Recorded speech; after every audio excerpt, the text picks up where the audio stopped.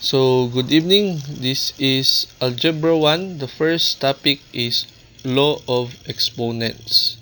So, may dalawang lang tayo, sample problems dito sa Law of Exponents. So, problem number 1. If 3 raised to x plus 1 minus 3 raised to x minus 1 equals 72, find the value of x. A 2, B 4, C 3, D 5. Okay, by the way, ganito talaga yung pag-type sa board exam. Yung exponent naka-karetsa instead of naka-superscript. Okay? So, how to solve this problem? We have two ways to solve this problem. Pwede kang mag-shift calc para makuha si x.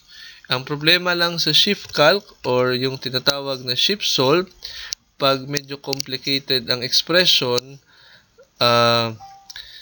matagal makasolve si calculator. Naghahang. Okay? So, pag medyo complicated. So, another way para hindi maghang si calculator, gawin lang natin i-reverse. Okay, paano i-reverse? So, kung manually, ito, yung nasa choices, yung 2, 4, 3, at saka 5, isa-substitute natin sa given. Pag isa-substitute sa given, so pag halimbawa, lagay natin si 2 dito, if 72 yung lalabas na sagot, 2 yung correct answer. Okay? Pag hindi, proceed tayo kay letter B.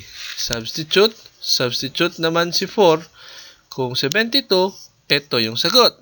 Pag hindi, proceed kay letter C na 3. Okay, let's try. So, reverse. Paano siya i-calculate? Ito, type sa calculator. Hindi kasali si 72 kasi yan yung reference natin sa pag-reverse, sa pag-test, sa choices. So, after ma-type si 3 raised to x plus 1 minus 3 raised to x minus 1, ito. So, press calc. After mag-press ng calc, maglalabas sa calculator, x, question mark, ano daw yung value ng x. So, yung mga value ng x ngayon, so, pwedeng 2, that is for letter A. So, 2 for letter A. So, the lalabas na sagot, 24. Okay, 24. So, hindi siya nag-match sa 72. So, therefore, ang value ng x is hindi 2. So, pwede mo nang eliminate si letter A. Next naman, iti-test naman natin si 4. Okay, test natin si 4. Press calc lang ulit. Input 4, press equal, lalabas 216. So, hindi pa rin nag-match sa 72. Next, so therefore, eliminate na si B. So, dalawa ng eliminate. Hindi 2, hindi 4. Next, si letter C, iti-test natin si 3. Press calc ulit. Pag press ng calc, input ka ng 3, press equal, lalabas 72.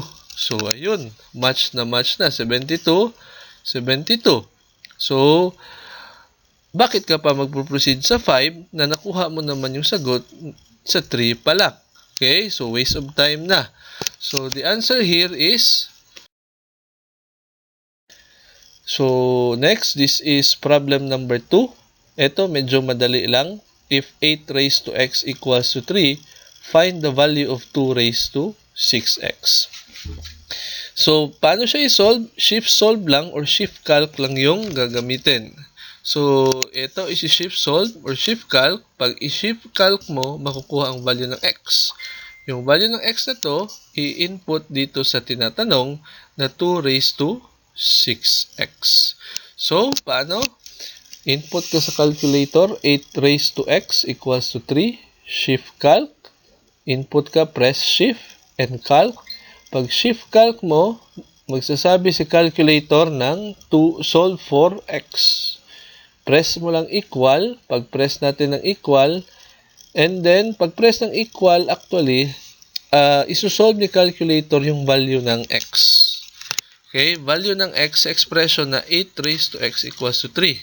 So, yung value ng x na nasolve galing dito, automatically, masisave din kay x. Okay, kaso hindi yung x ang tinatanong. Ang tinatanong is 2 raised to 6x. Kaya, ang gawin, itong 2 raised to 6x, after makuha yung value ng x, itatype lang ulit sa calculator. So, after na press equal, pwede ka mag-press AC. So, press AC, wala ka na makita sa screen ng calculator. So, type mo kaagad 2 raised to 6x. Kasi, may value na yun si x. So, itry. So, 2 raised to 6x, lalabas na 9. So, the correct answer is letter A. That is 9. So, yun. So, that's all. Meron na tayong dalawang example for law of exponent. Okay? So, thank you and God bless.